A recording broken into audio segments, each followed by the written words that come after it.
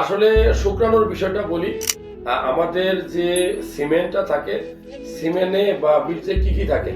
শুক্রাণু থাকে, ফ্লুইড থাকে, যেমন প্রস্টেটিক ফ্লুইড, বিভিন্ন গ্ল্যান্ড থেকে ফ্লুইড আসে, সেমিনাল ফ্লুইড।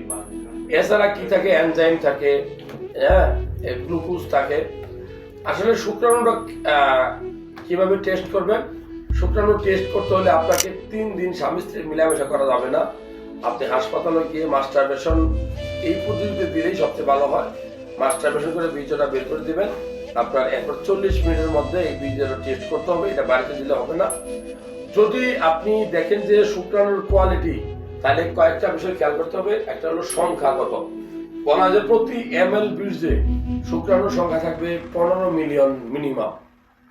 আর নর্মালি শুক্রাণুগুলো শুধু সংখ্যায় থাকলেই হবে না, এটা নড়াচড়া করতে পারে কিনা, মোটিলিটি ঠিক আছে কিনা। 40% শুক্রাণু তাজা থাকতে হবে। আর 3 নম্বর যে জিনিসটা দেখি সেটা হলো শুক্রাণুর মধ্যে অনেক সময় স্ট্রাকচারগত গঠন গঠন ব্যাধা থাকে, যেমন টেরাটোজোস্পার্মি আমরা বলি, যে স্ট্রাকচার যদি ঠিক মতো না গঠন করে।